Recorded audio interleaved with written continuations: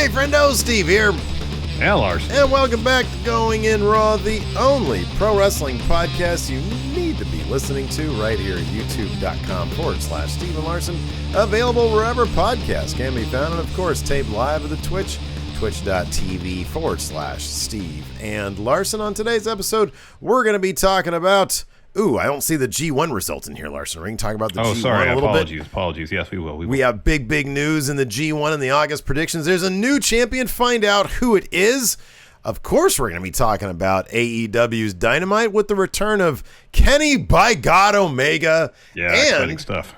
A curious move from what we thought was going to be the all-out main event being moved to Dynamite next week. I want to get your thoughts on that, Larson. Yes. Really quickly, though, I want to say thanks, a special thanks to Parts Fun Known, to Denise Salcedo, and to Will Washington for having us on Quizzlemania 51 today. It was a lot of fun. We came up short, but we live to fight for those interim tag titles. Another day, Larson. Well, maybe we'll get a chance at the interim tag titles, should that ever be the situation. And yes, congratulations to Will and Denise on their victory. Mm-hmm. They know their knees. We need to study up on our knees. Yes, we need to do that a little bit. But no, they did a great job, and I don't have many regrets. It is an exhausting show to be on. I took a nap afterwards. Well, you had also been up since 4 o'clock this morning. I had inadvertently been up since 4 o'clock in the morning. Anyways, we'll talk about why I was up at 4 o'clock in the morning after we talk about AEW, Dynamite, and NXT.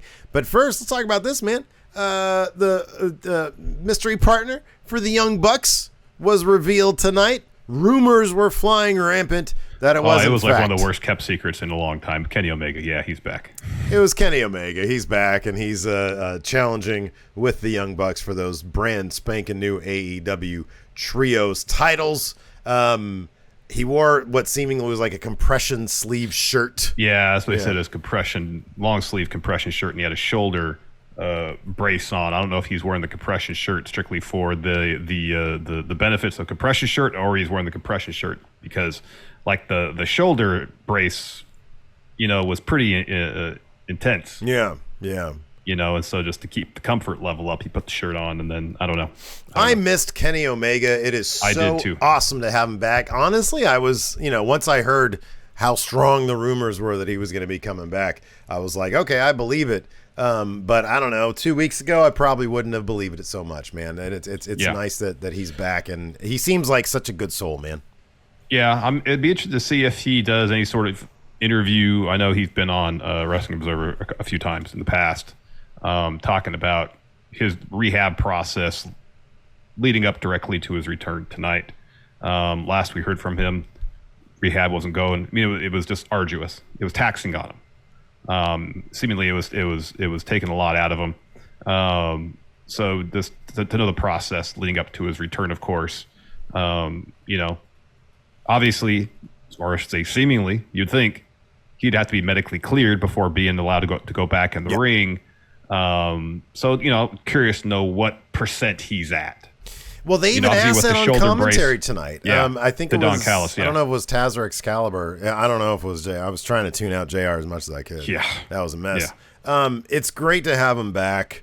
Like you said, it would be nice to know sort of where he's at, what we can expect from Kenny Omega. I was, every day on Twitter, I get those, little posts.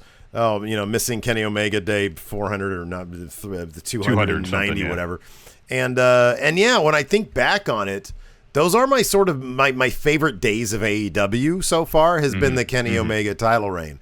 I thought the belt collector, his over-the-top villain persona, Don Callis, I really liked all that stuff. And then, of course, they were telling the story of Hangman Page as well during that time. I thought that was sort of the most compelling AEW's been. It really was. It's the last time I feel like they really did a long-term, huge main event story.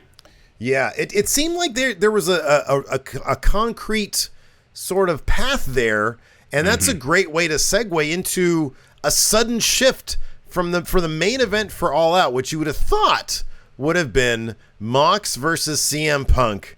And now it's gonna happen on Dynamite next week. You said you have a theory. I want to hear it's scheduled to happen on Dynamite. So AEW, they don't do wonk finishes really. Like once they've done DQ, I think they've had a count out or something like that, maybe.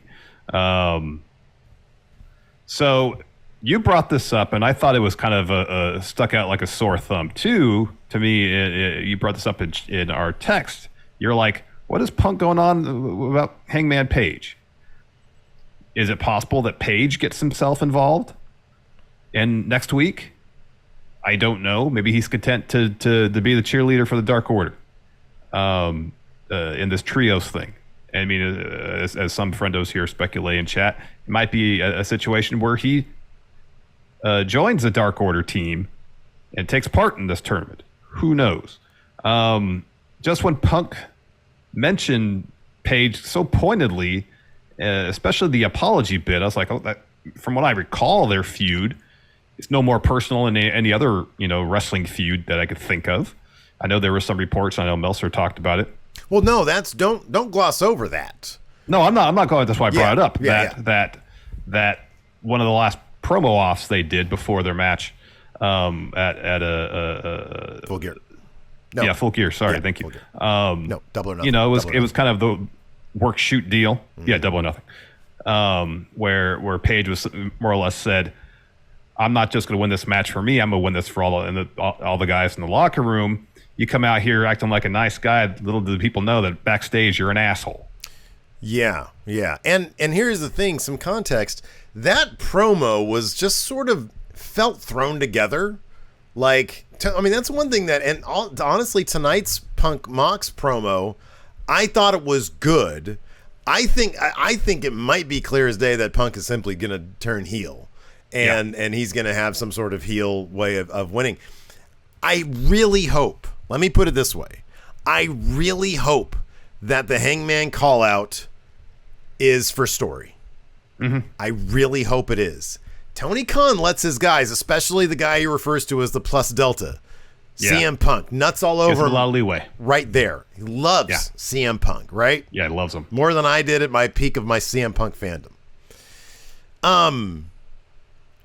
But if there is some actual heat backstage, or if he actually had some bone to pick with Hangman and this is his way, he's got the mic, the advantage, and Hangman's not involved in the story, and Punk comes out and calls him out. I was thinking about it after the fact, and this, whatever this fly is, I was thinking about it after the fact, and isn't it kind of funny that, like, if every single feud you're in involves the person you're feuding with making references to you being an asshole backstage in quote-unquote real life, mm-hmm. Is there the possibility that you're actually just an asshole in real life and you would do something like this? Like, it's weird. I hope that you're right. I hope that Hangman gets involved, and I hope this is just a heel Punk thing. But, like... Our Lopez Ortiz here says all of AEW's top baby faces have said that Punk is a piece of garbage since day one, pretty much. I think it's part of the story. And that was my take initially at first, because I couldn't think of anything...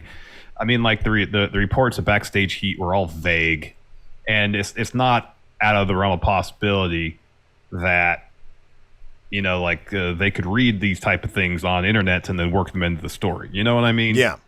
And maybe there is a portion of the locker room that feels a certain amount of resentment for Punk coming in and possibly taking their TV time. Well, I think there's a history there. You can watch. There's a great Kevin Steen shoot interview about it. He talks mm-hmm. about him getting into it with Punk in Ring of Honor over wearing a T-shirt when he wrestles. Yeah. And so maybe they're just taking this reputation that preceded him and running with it. That was the whole 3-week Eddie Kingston CM Punk feud. It was, yeah. Was that kind of stuff. But it's also been referenced in every, like MJF referenced it. Everybody references it. And if they're simply using, if it's just their go-to of, hey, he's got a reputation for being an asshole. He's really not. He's a great guy, but let's go ahead and go to this well. I don't know. That seems a little weird to me, but whatever. No, I guess if what they're doing is they sign him, they understand Punk is back, he's going to be a face. Yeah. The crowd's going to make him a face, but at a certain point, everybody's going to want to see heel CM Punk, and rather than just have this heel character spring up out of nowhere, like we see so often in wrestling, where people will just become completely different people when they turn heel or face. That we'll lay the seeds for this change because there's people saying, we know who this guy really is, and he's not a good dude. Mm-hmm. And he might have you fooled, but he doesn't have me fooled. Yeah. You know? And so when that eventually comes to pass, when he eventually does turn heel, well, the groundwork was already all laid there. Yeah. Yeah. You know, that's when AEW is doing things right, that's the kind of stuff they do. Mm-hmm. Yeah. Well, we'll see. We'll see. Yeah, I thought if Hangman doesn't get involved, that's just a weird thing, though. If Hangman doesn't get involved, that's why I think Hangman has to get involved in some way. Let me ask you this: 3 weeks from now, or after All Out, if Hangman is nowhere to be seen in any of that story, what's your take on it in retrospect? I don't know. That's a head scratcher. Yeah.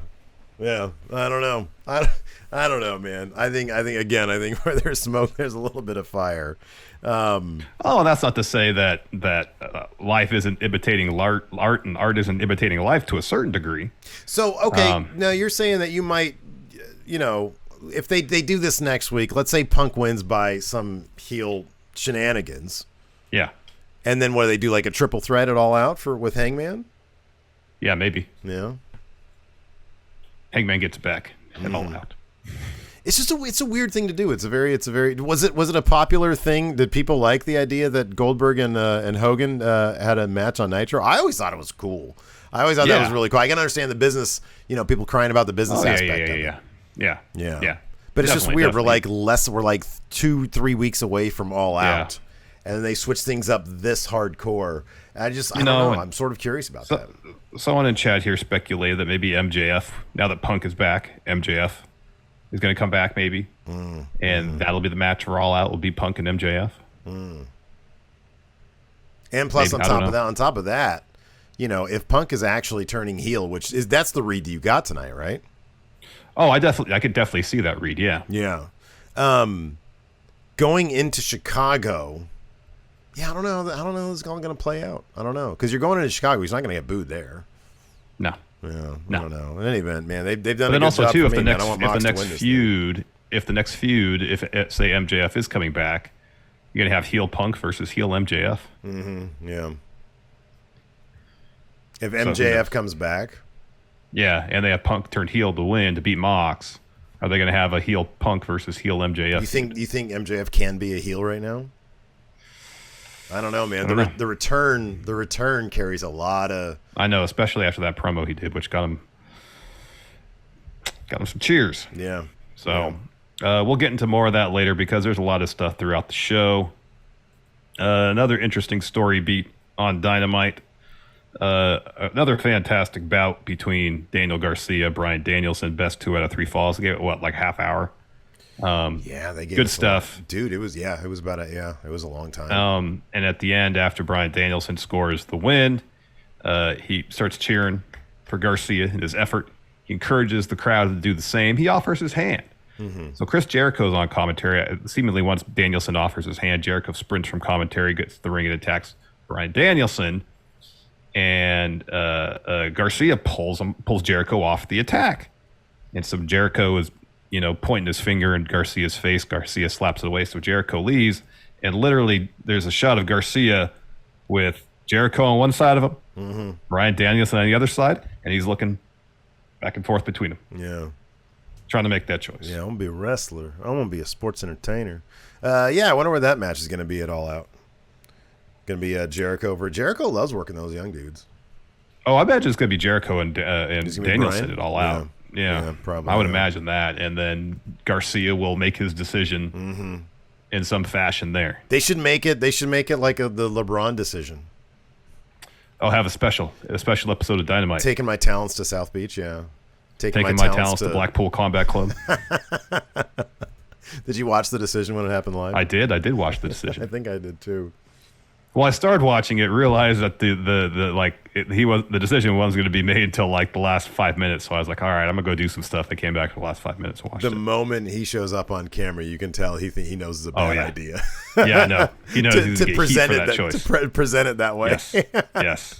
Yeah. Anyways, let's take a quick break here and get a word from our sponsor, Liquid IV. We've mentioned it several times here on the show. Steve and I, we like playing basketball every week. Sure do. I'm going to go out tomorrow and practice my jumper a little bit. And we've both been using Liquid IV to keep ourselves hydrated, especially during these hot hot summer months. I think it was like 106 yesterday, Larson. It was crazy. And it's really easy to get dehydrated out there when it's been so hot. And if I get dehydrated, I get one of these dehydration headaches. And if I get one of those, my day is completely and totally shot. I can't be productive at all. I just end up laying in bed, staring at the ceiling. It even hurts when I watch TV. Wow. Yeah, I hear you there. As you know, when we're out in the court trying to ball each other up, I sweat, and I sweat a lot. So staying hydrated is crucial. To me, playing some lockdown interior defense and hitting my three-pointers, which is why Liquid IV has become a huge part of my weekly basketball routine. Since I've been using Liquid IV during and then after our games, I've noticed that my energy levels have been better while playing, and I don't feel as sore afterwards. Same here, man. And Liquid IV is super easy to use. You just put 1 stick of Liquid IV in 16 ounces of water, and then bang, you're good to go. It contains 5 essential vitamins as well: B3, B5, B6, B12, and vitamin C. And it has 3 times the electrolytes of traditional sports drinks, which means Liquid IV hydrates you 2 times faster and more efficiently than water alone. You also get a choice of 10 flavors, including Concord grape, lemon lime, pina colada, my personal favorite, tropical punch, and I like to combine all the flavors together so you can have a whole cacophony of a bunch of different flavors, Larson. Wow, a cornucopia of flavors. That sounds awesome. I've literally gone through an entire pack of lemon ginger the last few weeks. I actually need to get some more. In fact, both my wife and I have been using Liquid IV when we're exercising or we just know we're going to be out in the sun, and it's become such a huge part of our routine. I had to order a bunch more just to get us through the rest of this month. Absolutely, man. So grab your Liquid IV in bulk nationwide at Costco, or you can get 25% off when you go to liquidiv.com and use code RAW at checkout. That's 25% off anything you order when you shop Better Hydration today using promo code RAW at liquidiv.com. So kicked off with the CM Punk promo. He comes out. He says, I haven't been here in some time and I have business to attend to, but I want to get the not so important things out of the way. There's somebody who's from around these parts that I'd like to challenge for a rematch, and I want to do it tonight. He tells Hangman if he wants that rematch, I got it right here, right now. Punk waits. Crowd chants for cowboy shit. He says, that's not cowboy shit, that's coward shit. He tells Paige the apology must be as loud and public as the disrespect. And if anyone has a problem with the champ, come on down. Everyone wants to be champ till it's time to do champ shit. So that was the line that really made me think, what is this? Isn't meant for me. I'm not supposed to know what he's talking about, I don't think. Yeah, I mean, outside of that, like the promo back and forth, I don't know anything specifically that Hangman was saying. Yeah. Or said it was publicly. Yeah. So I just assume, okay, this is the story thing then, because it's not like Paige put Punk on blast on Twitter or something. You know? Right, yeah. So I was confused. Anyways, backstage, John Silver tweeted out a picture of Hangman. He was in catering enjoying a dish of something. I don't know. It was like a little styrofoam dish of some crap. Anyways, he says, so yeah, Hangman obviously doesn't come down. He says he understands that Mox has a lot of fans and that he can be number one in your hearts, but he's not number one in the ring. He says, I'm AEW champ. I understand what it takes to be the best. I also know what it's like to lose, and I've lost big. But Mox has always been number 2. He's the 3rd best guy in his own group, and that seems to be a recurring thing in his career. Doesn't make him a bad guy. He says Mox has been here carrying the torch for AEW, but he's been interim champ. Interim means temporary. He says, I'm willing to test myself against Mox, but Mox isn't willing to test himself against his best friend. He says, speaking of which, he says Kingston is Eddie Kingston is the 3rd best Eddie I've wrestled and the 2nd best Kingston I've shared a locker room with. Talking about Kofi Kingston, Eddie Guerrero, and some other Eddie, I guess. Yeah, Punk and Kofi used to be tag champs. That's right, yeah. He says, man, I've really missed this crowd. I've missed competing in this ring. I haven't defended my title. I'm looking forward to defending it all out. And Mox isn't going to be the first John I beat. John, for a title in Chicago. And then Mox's music hits. And then Punk says, I'm going to do some Snow Angels. And I was like, oh, okay, so you're totally a heel right now, aren't you? Yeah, totally. So Mox takes a sweet time getting to the ring. He gets there. He says, look out, everyone. Oh, CM Punk is dropping pipe bombs. Does that. He says, you live in a fantasy world. In your mind, you're the... Wow, I'm doing a really good Mox right now. He says, all right. Punk is the best wrestler in the world. Most nights, Punk isn't even the best wrestler in catering. Punk thinks he thinks that mic in your hand is power. But that mic and all the words you say don't mean shit. That belt on your shoulder don't mean shit. Hell, the belt on my shoulder don't mean shit until I beat you. I'm the heart and soul of AEW. And there's sort of an awkward pause. And I can't stand when this is the one thing that kind of bugs me about AEW promos is when they try to interject when you just shut up and let the guy talk. Because then you start stumbling over each other and it gets kind of messy. So, it can get kind of messy. So Punk says, "Oh, that's good. I can be the dollars and cents of the company." And then Mox takes a second because he's thinking of his line, or he's thinking of his retort. And so Punk says, "Well, are you done talking?" And then Mox says, we all know that you only came to AEW because you ran out of money." He says, "Being the best is about heart, guts, and fighting spirit. And we all know Punk ran out of the fighting spirit a long time ago." I forget where it was in the promo, but he puts out his foot and he mentions him, being broken down. He's talking about breaking bones and stuff. Yeah. Okay. Yeah. He says, "You ran out of your fighting spirit a long time ago." He says, "If you think I'm wrong, do something. But I don't think you're going to do shit." And Punk says, "Well, we have a match at the pay-per-view. If you touch me now, I'm afraid you're going to bleed all over me." And Mox is like, "I got no problem with that." So they start brawling, and it was kind of like it was a bit more, I don't know. I'll put it this way. They're all wrestlers doing a professional wrestling job, right? Mm-hmm. Mm-hmm. They made that little shove around feel legit. Mm-hmm. When Mox chest bumped him and put his head into him, they made that feel pretty damn legit. I thought it was pretty cool. Yeah. The pull apart and the brawl that kind of went through the first hour of the show was pretty solid. We got a raid here from Alex. Thank you, Alex. Thank you, Alex. Alex, we missed you today on Quizlemania. We did. We're going to have it in our class round. If we do Quizlemania, the other two got to be there too. Alex and Kayla got to be there too. Agreed. After that, we had a Powerhouse Hobbs interview. He's asked more or less, "Why'd you attack Ricky Starks?" He says, "I don't need friends." He says Starks proved to the whole world what his true colors came out when he said he was okay with losing. And he says, "I'm not okay with losing. For 2 years, Starks got to hide behind my back. I was hired to do one thing to make sure Harks remained champ, and Starks didn't do it, and he issues a warning." So Ricky says, "Not only can I break backs, I can break necks too," referring to He's Starks' got bad neck. Yeah. Yeah. Somebody else mentioned, that's right, Mox kissed Punk when he went in for it looked like he was going to go for a headbutt. He learned something from his Effie match last weekend. I thought that was a quality Hobbs interview, man. I thought that was really good. And I'm looking forward to that match. I think it's going to be good. Yeah. After that, we had a 2 out of 3 falls match. Bryan Danielson versus Daniel Garcia.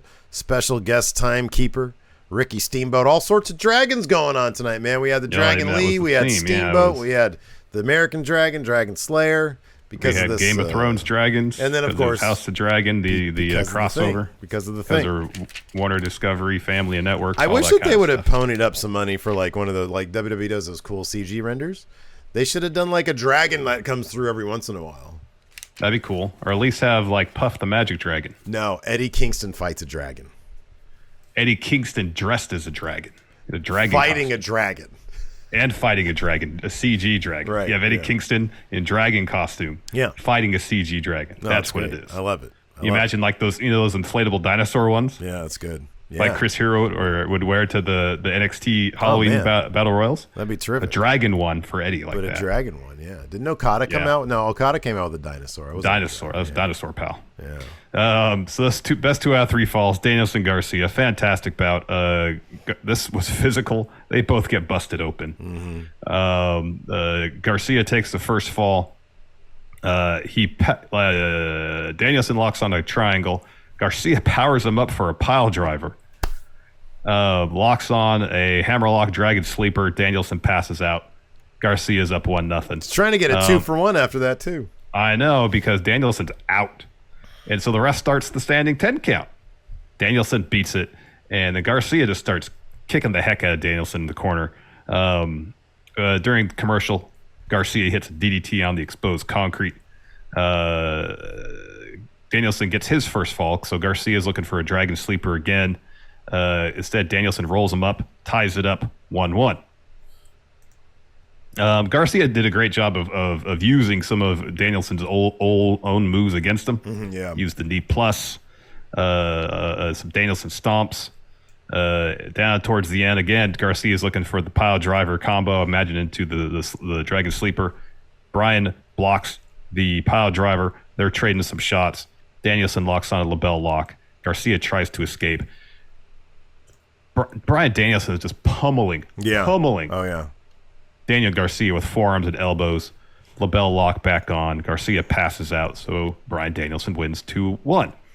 So Danielson's clapping for Garcia, tells the crowd to do the same, and that's what he offers his hand. We kind of went through this. Jericho leaves commentary, attacks Danielson before Garcia could shake Danielson's hand, and then Garcia pulls Jericho off the attack. Jericho's like giving him a stern talking to and putting his finger in his face, and Garcia slaps it away, and Jericho leaves. Ooh. After that, we had a Swerve in Our Glory private party, no physicality interview, but Private Party was violating that left and right, putting their hands on the titles. Oh, getting right in their shoulders. So Swerve tells Private Party, he says, "We're welcome." Quinn says, "No, you're welcome. You're welcome for getting the title shot." You're right. Yeah. And then Mark Quinn says, you guys gave us crap about not being ranked, but here we are, number 5. And Swerve says, you guys have been here forever, and that's the closest you're going to get to these titles. And then Keith Lee offers Mark Quinn a piece of gum because he was getting too close to him. Yep. This is good stuff. Then Tony Nese makes his entrance, and I was like, well, that's interesting. I remember him being advertised for a match, and then he's attacked by Moxley on the ramp. Oh, yeah. And then Mox comes to the ring, calls out Punk, says, I've been waiting too damn long. I'm tired of waiting. Let's do this right now. He wants the match right now. So Punk saunters, ambulates to the ring. And he's like, there's producers and security already running past him to prevent him from getting in the ring. So again, it's another pull apart. This time, though, Claudio, Wheeler Yuta, come down the ring. And Claudio is like effortlessly just picking up Mox like with one arm. Oh, yeah. Yeah, like as a kid. It was great. Yeah, totally. Yeah. And then so the Blackpool Combat Club, they leave through the crowd. Yeah. After that, we had Chris Jericho and 2.0 interview. Jericho says, I'm going to give Garcia a pass for tonight. Maybe he didn't realize what he was doing. Maybe he's wavering between Danielson and Jericho. So next week, I want to talk to him man to man. I need to know whose side he's on. And then the Dragon Steamboat steps in. Says, hey, man, Garcia's coming to his own. He doesn't need you. If anybody should mentor Garcia, it should be Danielson. He's the better choice. Jericho says, I haven't liked you for 15 years. They had some beef at WrestleMania once. They had a match. They had a match at Mania, and then they had a one-on-one match like the next Raw or something because they all realized that Steamboat could hella throw. Like, he was still really good at the time. I know. So he tells Ricky to stay out of his business. And then he leaves. And then Parker stays. He gets in Steamboat's face, says, yeah, you stay out of his business. And Steamboat goes, whoop-ah. Whoop-ah. He hits him like right in the heart. I was like, oh my God. It's like the Kill Bill move, man. That was great. Next, we got the Pillmans versus Gun Club. This match was like 35 seconds. Colton hits Griff with Colt 45 to get the W. Daddy Ass, Billy Gunn gets in the ring. He says, that's what I've been trying to tell you for the last couple of weeks. Just know now I'm super proud of you both. And I've done a lot of great things in my career. But number one is being able to work with my kids. And so Stokely walks down the ramp. So Billy turns around and sees him. Ass Boys lay out Billy from behind. The Acclaimed run down to make the save. Ass Boys escape through the crowd. And Bowen says, scissor me. Daddy Ass. Daddy Ass. And then Billy gives the Acclaimed touch. Tons of scissoring. Yeah, it was great. It was great. Yeah, I'm happy they're back together. This popped me pretty big, man. This is good. Yeah. After that, we had a little Jay Lethal, Sanjay Satnam video package. Sanjay challenges FTR and Wardlow to a 6-man tag match at All Out. Yes, Larson. Why is your secondary champion in a 6-man tag on a pay-per-view? Shouldn't he be defending that title? Yes, Steve. Why is it the best tag team on the planet, FTR, currently in possession of 3 sets of tag titles, are not challenging, like, for example, your AEW tag titles to champions? That was going to be my follow-up question. At All Out. See, this is why we're good, man. This is why we should be in that media scrum. Just be like tag teaming in the media scrum. We should. Hey, all Tony. The hard-hitting questions. Hey, Tony. Hey, TK. Hey, TK. Got a question for you. Hey, TK. Over here now. I don't know why. Next. You can talk like an old-timey newsman. Hey, TK, got a question for you. over here. Over here. And then you got to run out of there and get the phone booth and call your editor to get the breaking news. I got a scoop. There you go. Exactly. Got to have the hat with a little press thing in it. Boy, I got a scoop for you. There you go. You got it. Keep practicing. You'll get somewhere someday. Yeah, man. I'm going to go big places. You got a Death Triangle promo in Pac calling out Ospreay. Says Ospreay parades around like he's the best thing Britain's ever produced. I beg to differ. Says I'm looking forward to next week. Of course, next week is Aussie opening Ospreay versus Death Triangle. He says, with my brothers by my side, we are built to win this tournament. We'll see the United Empire in Cleveland. So it looks like we could be getting Pac versus Will Ospreay at some point. I am very excited about that. That's going to be a hell of a match. I can't wait. I just kind of curious where that's going to go down and All Out. In which case, is Ospreay going to have both? Because didn't he get possession back of the U.S. title from Juice or no?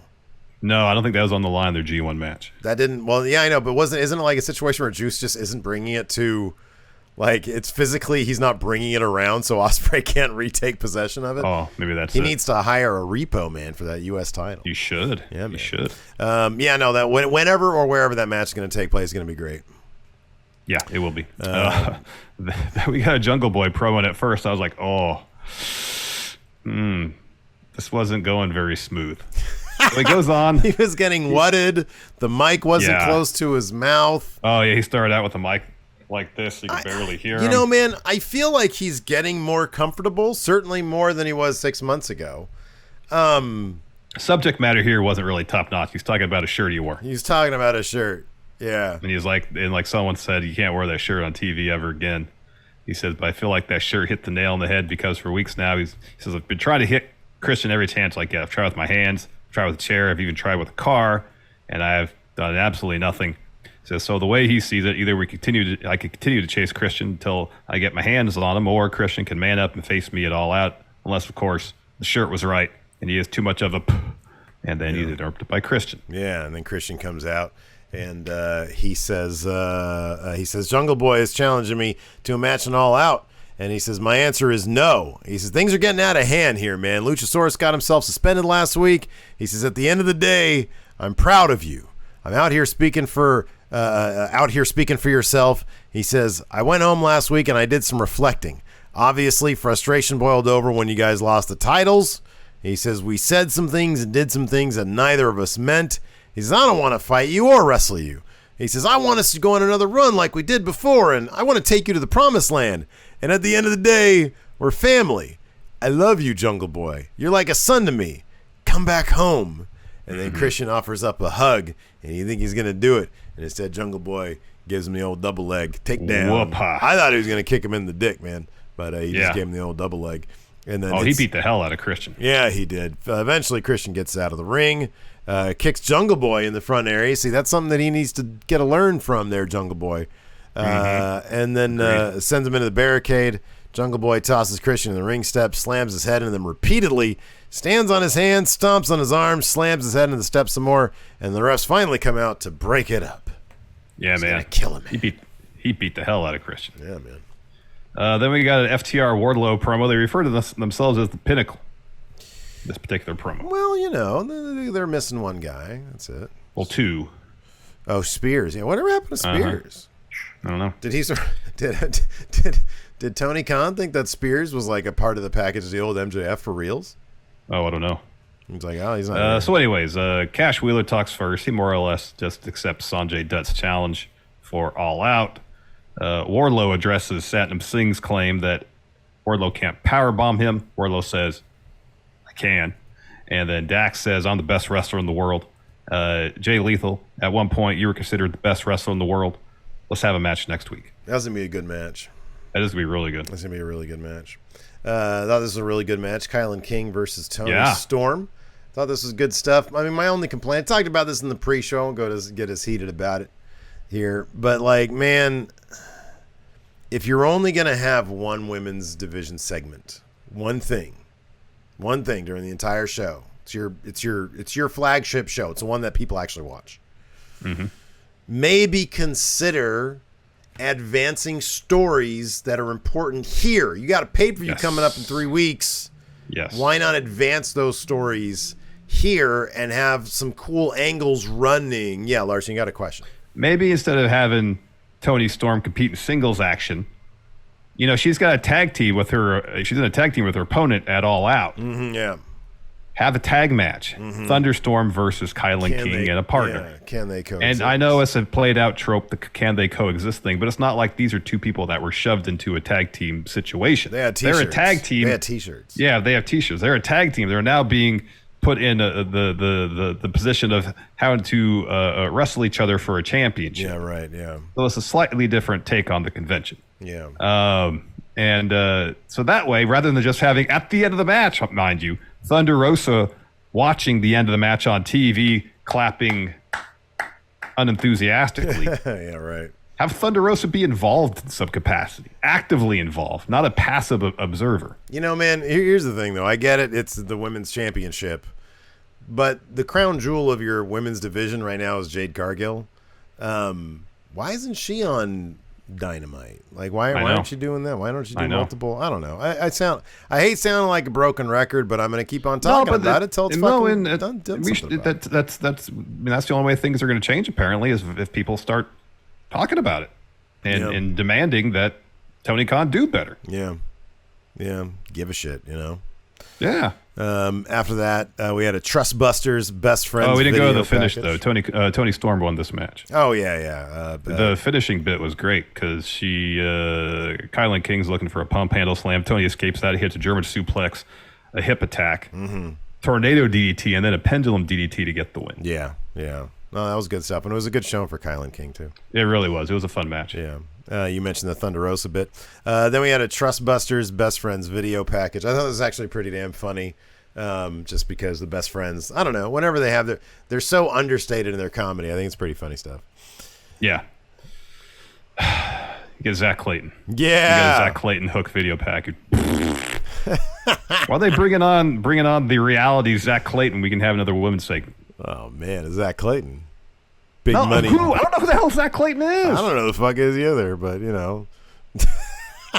Is he going to be a draw? No, he's not. No, man. Nobody wants to see that shit. No, nobody. It's frustrating. I want to see the baddies. I want to see the baddies. Yes. Right? Have a Jade promo here or something. Yeah, man. Introduce cable television to Emi Sakura. She's never on cable TV. Yeah. Right? Yeah. Didn't Hikaru Shida come back recently? She's for Elevation or Dark match. They've been having great 6-woman tag matches on Dark and Elevation. I see a lineup for these matches. Like, why is this not on TV? I know. I agree. I know. But hey, we got the reality of Zach Clayton here, man. The reality is I don't care about Zach Clayton, Steve. Then he's going to lose the hook in 30 seconds. Like, why waste build up to this match? It's not going to be competitive. Yeah, I agree. It's ridiculous. So that's when they announced that Mox versus Punk is going to happen next week. I was staring at my TV because I noticed during I sort of like, I think I was finishing up watching NXT while they were talking about Hook and Zach Clayton. And so I was like, oh, okay, let me watch this Gallus bit because it was like the last thing I needed to see. And then, and so like they're doing all this stuff about, this is going to happen. This is going to happen. Oh, by the way, Mox versus Punk is happening next week on Dynamite. And then they mentioned in lower third form during the main event. They mentioned it three times in the last, I don't know, half hour of the show. This match is main eventing next week. And so when they did the first lower third here during the main event, I was staring at it like it was a fucking goat. Like I was like, what am I looking at right now? Why did somebody fuck this? Hey, did somebody fuck this up? It says Dynamite, idiots. It's supposed to be having it all out. Boy, they're dummies. Wait, they can't wait? What does that mean? People wait all the time to have their matches. Why can't they wait? Yeah, no. Why can't they wait? Have a no physicality contract. Tony Khan, you're trying to sell pay-per-views here. I know. Not apparently trying to sell a TV product to viewers. Man, I wonder if Discovery Plus came in and said, you need to start doing over $1 million. They said, hey, guess what? Triple H is taking all the buzz. Yeah. Up your game. Up your game. What's your next big pay-per-view? It's in 3 weeks. How about this? Do it on TV. Yeah, give them the main event free gratis on cable television. How about that? He's like, also, Henry Cavill's out as Superman. I'm sorry. Oh, that'd be a heartbreaker. That would be. Then we got our main event. Roosh, Andrade, and Dragon Lee taking on Young Bucks and mystery partners Kenny Omega. It was Kenny Omega. Yeah, I did appreciate the reveal with Justin Roberts when he's given the big thing to read and he looks at it and he looks fairly shocked. And then he starts the spiel, and it's like, oh, this is so fucking cool, man! I love Kenny Omega. As soon as he starts, you know it's. I kind of do wish they would have had little backstage segments. We all knew it was Kenny. Lead us on different paths or something, you know? Oh! You wanted some misdirection. A little, but just have fun with it. What would you have done? What are the other options that they would have teased? Dragon Steamboat, Ricky the Dragon Steamboat. Yeah, go up to Steamboat. Even like, all right, Cutler, looks like you're gonna be the one. You know? Oh wow, yeah. Like have a little running thread throughout where they're like, we got to find a partner. We got to find a partner. We got to find a partner. Who's our partner gonna be? Oh yeah, I like that. That's good. That's good. Something like that. Anyways, this is a really fun match. I was kind of at first. So Kenny got in the match relatively early, but just for little bits. Mm-hmm, yeah. And then he was isolated for an entire commercial break. And I was like, all right, he's not taking it easy. Yeah. And especially when we did that spot with that Dragon Lee suicide dive. Oh, my gosh. He's not taking it easy at all. Dude, Dragon Lee tried to go through Kenny Omega. Kenny was on the barricade. Dragon Lee does the suicide dive. He tried to go through poor Kenny Omega. I was like, oh my God, that was terrifying. Yeah, and they pulled the barricade up a little bit. Mm-hmm, yeah. Like a foot or a foot and a half. Yeah. But man, that landing would have sucked. Oh, yeah, big time. For both of them. That would have been awful. I mean, Kenny, I thought looked pretty good considering he's been out, 10 months? Yeah. He was moving well. Yeah, no, I mean, he couldn't do the You Can't Escape, but I don't know if that was something that a story going through the match, whether it was an idea going into the match or one that they kind of adapted to during the match, was that he's still not 100%. Mm-hmm. He's got some ring rust. You know, he was holding various body parts during the match. We mentioned the shoulder brace, the compression shirt. Mm-hmm.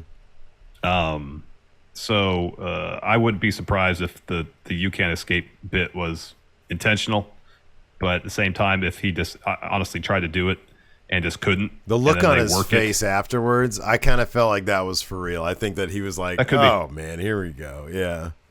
And so working that into the match is just them being professionals. Mm-hmm, yeah. Because like later on, he's going for the Terminator tope leg gives out. Mm-hmm. Oh, yeah. Tries for it again. He keeps getting tripped up. Like there was a lot of his high spots that he would normally do. Mm-hmm. They would tease and then find a way for him not to have to do them. Yeah, Jose was hilarious when he tripped up Kenny and then turned around and made fart noise, went with the gun fingers. That was Jose is like one of my favorites, man. Yeah, Jose is great.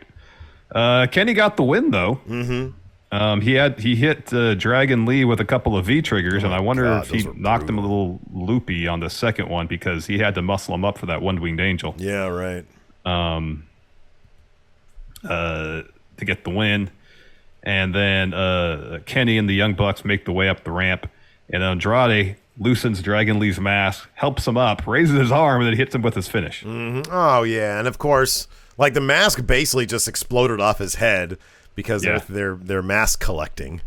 Yeah. And so they took poor Rush's brother's mask. Yeah, I mean, like, is Rush just totally cool with Andrade doing that to his brother? I guess he just had a match with him, so maybe. I'm telling you, man. Watch that fucking Ring of Honor match. That dude will do anything and everything to his brother because they were fucking each other up. That match was off the hook. I can't get it out of my head. Every time you bring him, I'm like, God damn, you got to see that match, man. I'll go finally watch that Wrestle Kingdom match that you want me to see, Kota Ibushi versus Shinsuke Nakamura. Kota Ibushi and Nakamura. I will watch that right now if you watch that Ring of Honor. That match is spectacular. Yeah. You should go watch it. We also had NXT Heatwave on Tuesday. It's like a heat wave. We saw Gallus. Yeah, well. Seemingly making their 2.0 debut. Now, so at the end, Tyler Bate came out after Braun Breaker successfully defended the title against JD McDonough, held up the NXT UK title. And the last words of the show were Vic Joseph saying, "Our world's going to collide again," or something like that. Yeah. So it seems like they're building up to a UK versus 2.0 premium live event. Yeah. Yeah. So I don't know. I hope Gallus is in 2.0 to stay. Mm-hmm. It just isn't a short-term deal. But until I know for sure, temper enthusiasm about Gallus coming to 2.0. I think they're gonna probably do Worlds Collide and then figure things out after that. That's my suspicion. He probably does have. I know there was a report. I think it was Fightful Select had a report that there's been some talk about movement on the roster, people getting called up from UK to NXT and maybe main roster, which they need to do at this point. Like, what hasn't Tyler Bate done? And that could be said for a number of people like Gallus. Like, they were champions for 400 some odd days. Yeah. So it seems like it's going to be Gallus versus Brooks and Jensen for the UK titles. Wouldn't shock me to see them get those titles and then bring them back to UK. Entirely possible. I could see that being the case. We were talking about this, I think, on the pre-show. My only wish is that we're going to get Tyler Bate versus Carmelo Hayes as opposed to Braun Breaker. It's just Braun Breaker is just, he's just give us Trent Seven versus Braun Breaker. Right. Yeah. Yeah. No. Exactly. Yeah. Okay, White Brown here says Meltzer said that NXT 2.0 is supposed to have a premium live event same day as All Out. You think they're gonna do Worlds Collide? Collide? A busy weekend. Maybe. Same day as All Sunday. Out. That could be. That's gonna be a busy day. Busy day. Some really good matches. Heatwave, the opening bout between Giovanni Vinci, Carmelo Hayes is really good. Tony D'Angelo and Santos Escobar put on a hell of a bout. That was my match of the night. I love that match. That was really good. And Santos's entrance gear was amazing. The entrance itself was amazing. He's going to be, if they could come up with creative that matches his potential, he's going to be a massive star in the main roster because he has everything. Dude, he has everything. He's got it all. He's a great talker. Yeah. He's got tons of charisma. Oh yeah. He's a fantastic wrestler. Yeah. He has it all. Even in NXT, I was kind of like looking back at his career. I texted this to you in NXT. Hearing this is his last match, I was like, man, they didn't really book him to his potential. No, they didn't. In NXT, no. He could have been champ there. I know. Yeah. No, I agree with everything you said. I'm looking forward to seeing him on main roster. I can't wait. I was hoping he'd go up with Legato because they have such great chemistry. I know. And I don't know. Maybe I'm just I'm hoping and guessing. Maybe Legato is just going to turn on the rest of Legato is just going to turn on Tony and say, "Screw you, man.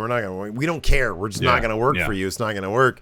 And then Elektra can, she can just take over the docks, make them her own power play, and then they'll just go up to main roster with them. But maybe not. Yeah, that'd be great. Yeah, that'd be great. Let's get into it. As I mentioned, first match, Giovanni.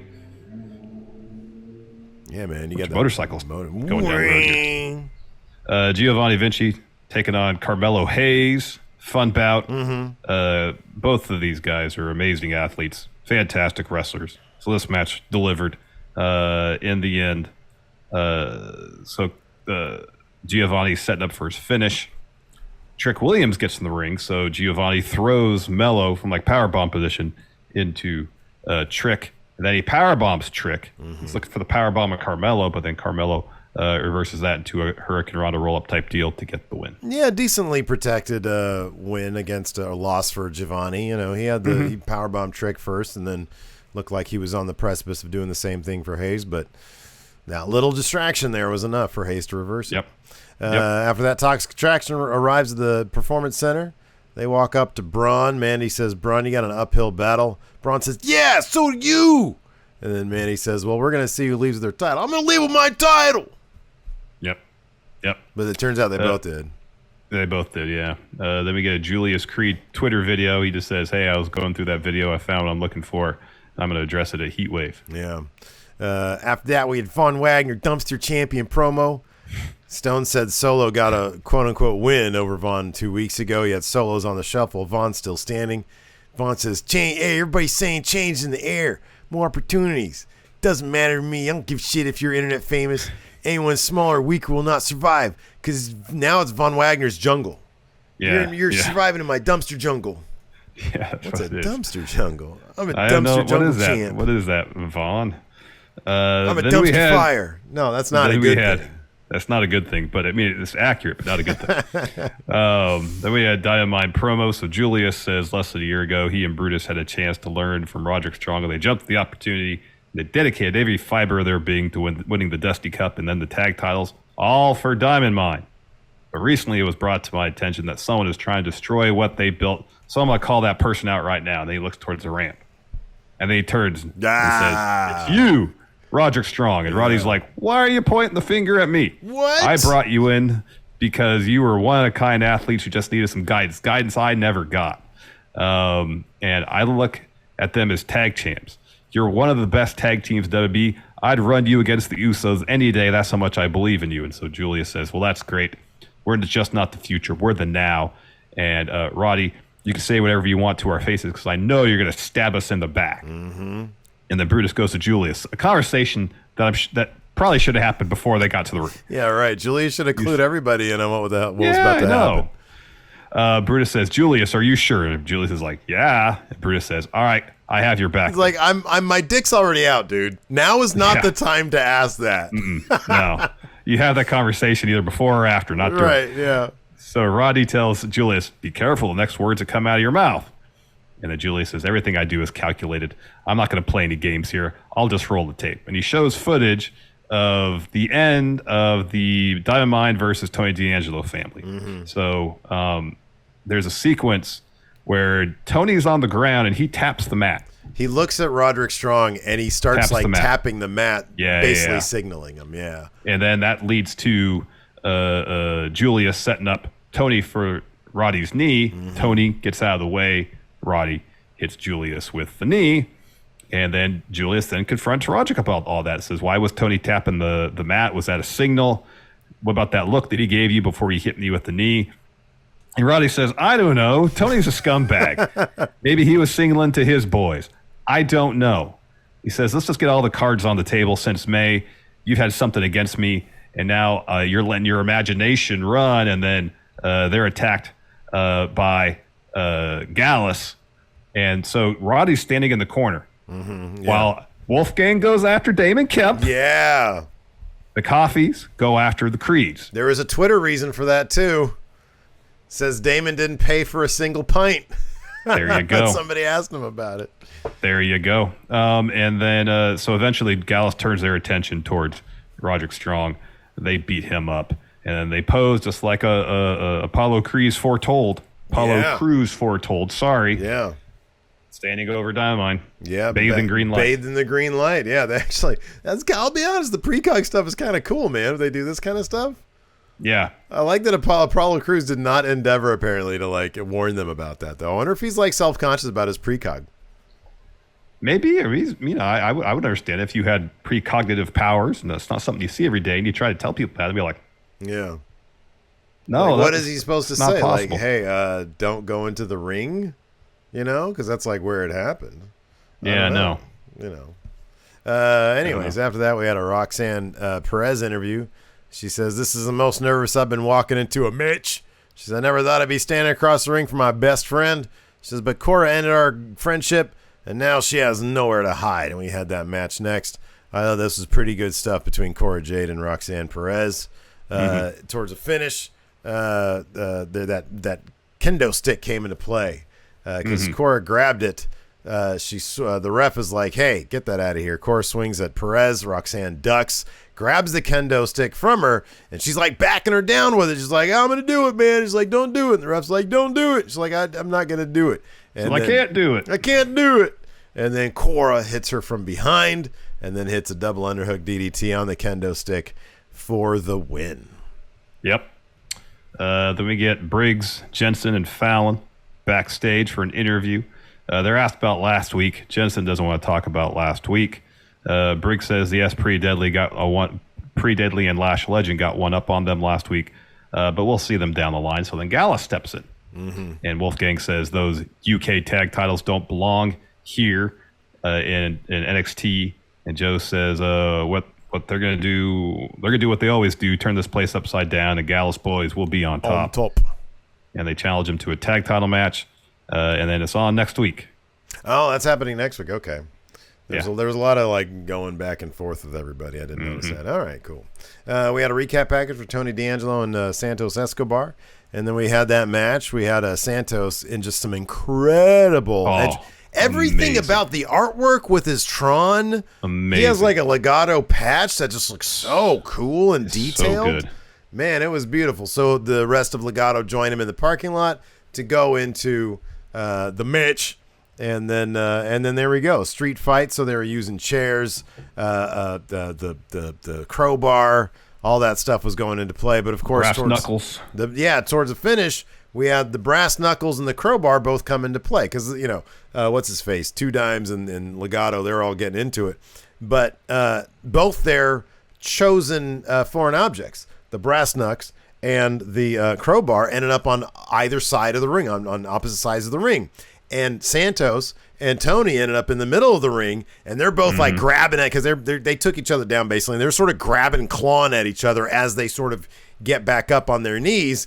And then Tony looks over and he sees the crowbar. And then he looks back at Santos like, ooh, I'm going to jump. And then Santos looks over and sees the brass knucks. And so they both make a mad dash. It's the first guy to get their shit is going to win this thing. And sure enough, by a split second more, Tony D'Angelo was able to get the crowbar and hit Santos with it faster than Santos was able to apply the brass knucks. I think that's probably it, because you got to do this thing right here. Well, also, too, is the crowbar is a ranged weapon. That's true, too, yeah. There's a length to it. It's got reach. It's got reach, whereas the brass knuckles, there's a process getting them on, Bill, so you got to be close to the person that actually hit him. That is true, yeah. So maybe that's a learn for Santos as he makes his way to main roster. Yep. Then we get Caden Carter, Katana Chance with Indy Hartwell backstage. Indy says when they won the tag title, she cried. No one was more deserving. And then Carter and Chance are talking about how great it feels being champion. Indy says, yes, I remember that feeling. And then Caden asks, Indy, you miss being on a tag team. And Indy says, I loved all my partners, but sometimes depending on yourself.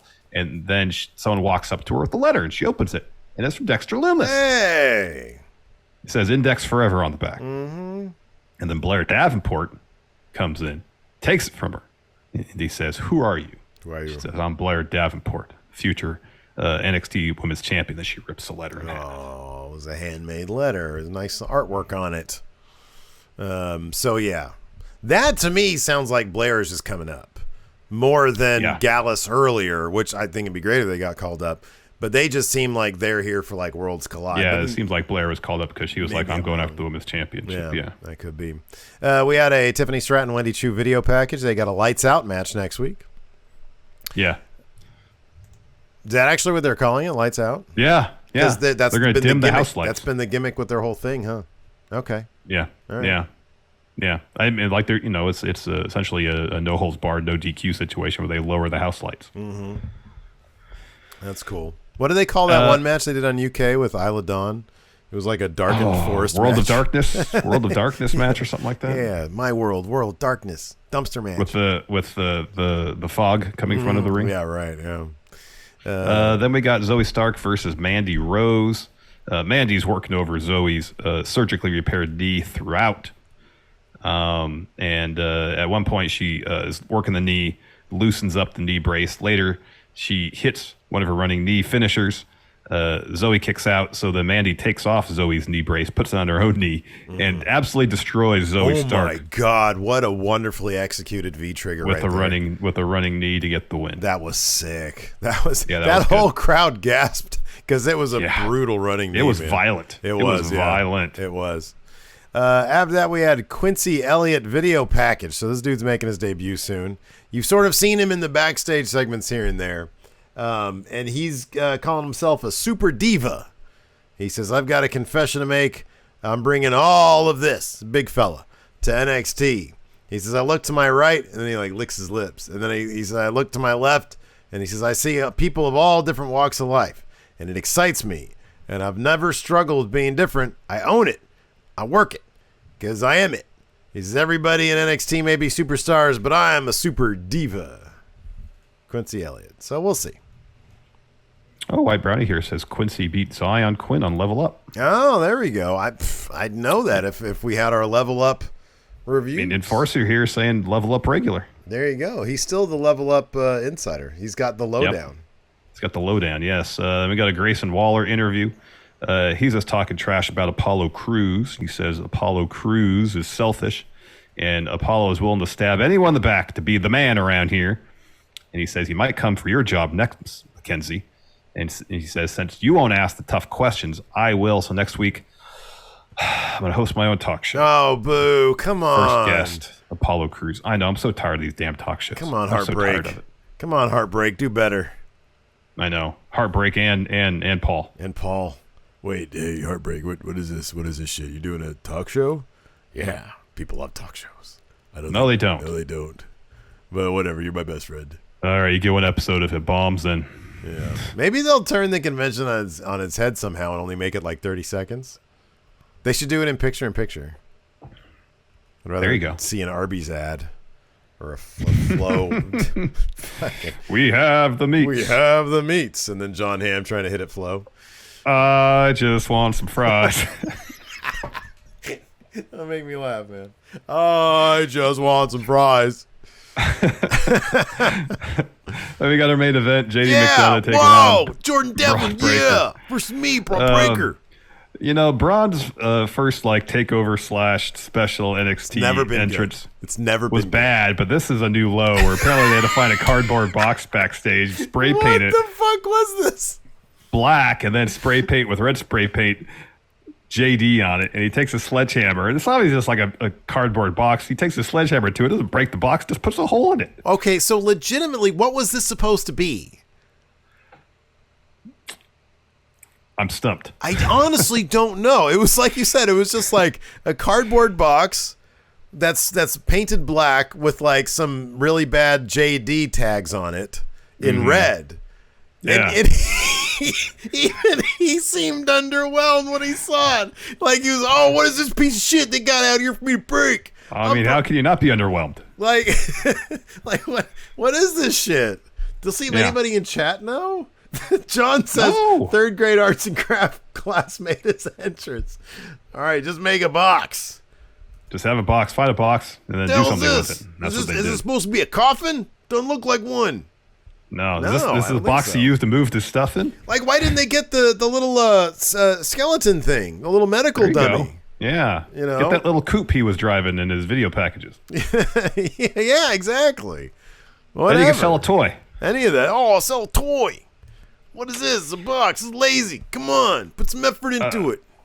Anyways, this match was all right, I guess. I don't know. I feel like one thing that Jordan Devlin does well in the ring is work a good pace. Yeah. But this new character that apparently likes pain and is very methodical just completely takes away that pace. Yeah. Because this was kind of plodding. It was. I know. Yeah, I think you're right. I think he's trying to be, I'm going to pick you apart piece by piece. Yeah. But it just doesn't translate. And Braun Breaker matches, look, you got to adapt to Braun Breaker. He's not going to adapt to you. No. Like, you got to stick with what this dude can do. And it's very simplistic. And I'll be honest with you. Like, I thought that, so towards the finish, Braun hits a spear. McDonough misses a moonsault. Braun hits a spear. JD rolls to the floor. Braun puts him back in the ring, hits another spear. And then as Braun Breaker's like, yeah, look at me, I'm posing. JD gets up and he's got like a bloody mouth and he has a smile on his face, like, oh, I like this. And commentary's like, oh, he likes pain. And then he does the Obi-Wan thing where he just sort of accepts his fate and he puts his arms out, like Jesus. And then Braun, spears the shit out of him, and then he falls with his finish slam, for the win. And it's like I understand you're trying to be dramatic, and JD feels, I guess, that he has somehow won this particular war or won the battle, but I don't know how. He shouldn't feel that way because he got wrecked a good portion of this match. He got murdered. Is this sort of like I don't know what this is. Like I don't know why he would just accept a one last spear. Like, I understand they're trying to be dramatic and they're trying to be, this guy's even scarier because he's just going to accept the spear. He likes the pain. But it needs to be something more than just that. It needs to be Braun compromising his principles to exact that pain on him, and that's the win that Devlin gets. There's no win here for JD. There's nothing. He loses. He loses the match. Yeah. And he kind of looks like an asshole. He wins nothing. He looks like a jerk doing it. He doesn't win anything. Right. There's no moral victory. Yeah. Nothing. Yeah. He loses across the board. He gets nothing. Mm-hmm. He got a third spear and then a fucking press slam. Yeah. So then afterwards, Tyler Bate comes to the ring. We talked about this. He's got the title that he hasn't won yet, at least on television. And then they have a showdown, and then that's the match seemingly for Worlds Collide. Tyler hasn't won yet. Like, come on, man. The days of like 1999 WWF taping their shit in advance and people show up with titles and it's like, wait a second, they won this yet? Oh, yeah, no, that happens on something that we already taped. I know. Yeah. Come on, those days are over. It seems pretty obvious as all this kind of hastily put together, but. Right, yeah. You know it. Yeah. Well, Anywho, you know, Paul's new. Yeah. Yeah, I guess so. Anyways, let's talk G1. Let's celebrate Enforcer's victory. So we had semifinal matches last night. Will Ospreay defeated Stephen I's pick to win the G1. Tetsuya Naito. Okada defeats Tama Tonga. So we get Ospreay versus Okada in the finals for the G1, of course, with Ospreay's win. Enforcer clinched the win for G1 predictions. Big Red is going to be en route to Enforcer shortly. Yes, Steve? So I'm going to hold this for probably another 5 or 6 days or so. I'm going to enjoy my time with Big Red because I did win it for the month. Yes. But yes, absolutely. Probably around the 23rd, 24th. I'm going to put this fella in a box and I'm going to send it to the Enforcer, and I'm happy to do it. I woke up because I went to bed early last night. I was just tired. And I woke up around 4 o'clock just because I happened to. And I was like, oh, before I put my head back over, let me see if the G1's done yet. I was worried. Because here's the thing. If Naito would have won, it would have taken a miracle, a statistical miracle, for you to have cashed in and not got the win. Yeah. Because there's only one slip in the cash in that has a zero. Yeah. So I was like, man, I really want Enforcer to win, and thus I really want Will Ospreay to win. And so I fired up my results, and it was Okada. And you know how it is with New Japan. If Wrestling Observer, because sometimes they have like running results, sometimes they don't.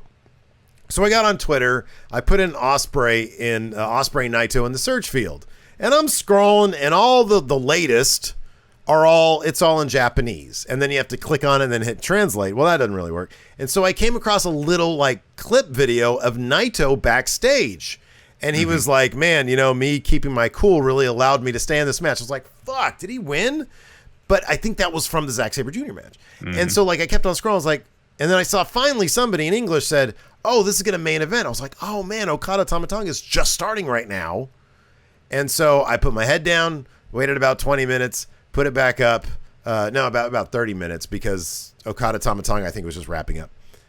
And Ospreay beat Naito, and Enforcer is your new Big Red champion. Yep. Congratulations, Enforcer. Absolutely. Well earned.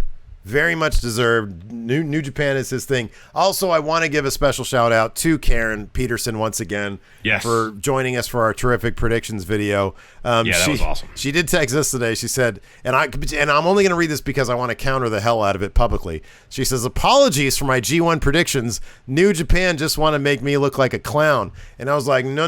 Number one, I know on good authority that because he told us Enforcer did watch that video and he did end up winning predictions. And number two, I thought that the story they were telling, they told to the beat that Karen would talk to us about. I know. Naito and his journey back and getting revenge on Zack Sabre Jr., all that stuff. Yeah. That predictions video, Karen knocked it out of the park.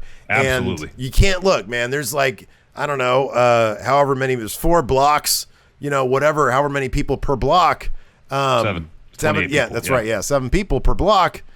The fact that she was able to predict so many of the stories just speaks to her knowledge. So thanks once again, Karen, for that. Yes, thank you so much, Karen. Thank you. Hopefully we can do it again next year. Yeah, no. Oh, dude, absolutely. So we have a little bit of time to ask a couple questions here because I did put up a questions thread. Let's see here. First up from... Gregory Fiala, out of all the CM Punk face-off promos in AEW, which is your favorite minus Kingston? Yeah, that's the one that's to the point. It's not long, but they got to the meat of it real quick. Soken Rose says, if you could change 3 things in AEW, what would you change? More segments, more time, more matches for the women's division. Number 1. Yep.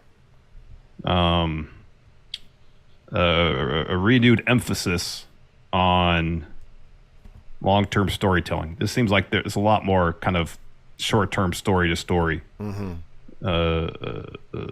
story progression, with not a whole lot of overarching long-term stories. Yeah. What's one more? I'll be honest with you. I don't have many complaints. For me, it's mainly the women's division. It's that.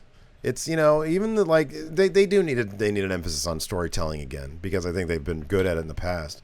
But I'll be honest. I think the women's division is that's if they can fix that, it'll be a lot more enjoyable of a product to watch. Let's see here. Next, we got a question. Don't really know about that one. We've talked about this. Oh, Alex Foster says, besides a tucked-in shirt, what other subtle way should Andrade show he's completely checked out? He was showing his beef today, right? When he came out for his entrance, his suit entrance gear wasn't Velcroed in the back. So when he came out, he looked really thick. Okay, yeah. I remember that. Yeah, he's still protesting. Yeah, Jorge D here asked, for reals, who is the third Eddie that CM Punk was talking about? We know Kingston, we know Eddie Guerrero. Who's the third Eddie? Somebody mentioned it on Twitter, and I honestly, because I'm stupid, I did not recognize the name. All right. But I somebody mentioned it on Twitter. I don't know who it was. I'll see if I can find it really quick. All right. Let's see here. White Brownie asks, who should beat Mandy for the NXT Women's title besides Alba Fire? It should be Kaylee Ray. Mm-hmm.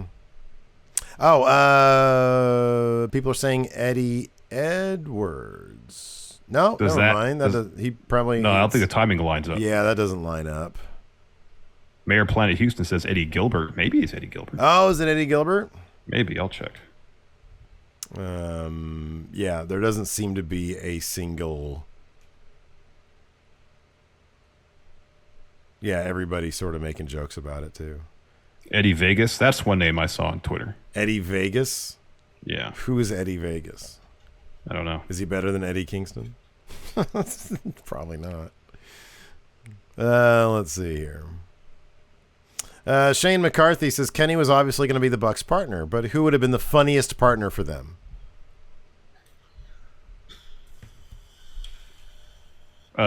What if Excalibur had left commentary and joined them? I can't beat that answer. That's a good answer. Or either Excalibur or Super Dragon. That's good. Yeah, I like that. That's good. Let's see here. How about AC Romero? Oh, that'd be good. That's a big fella. Vermillion says Dave Meltzer. He's the one that does Nick's flip for the Meltzer driver. Springboard flip Meltzer driver. That reminds me of when we used to play N64, No Mercy, and we'd have JR be doing crazy shit. Yeah. All right, everybody, that's gonna do it for us today. Thanks so much for tuning in. Mr. Sinister says Cronus. Thanks so much for tuning in. We'll talk to you later. Goodbye.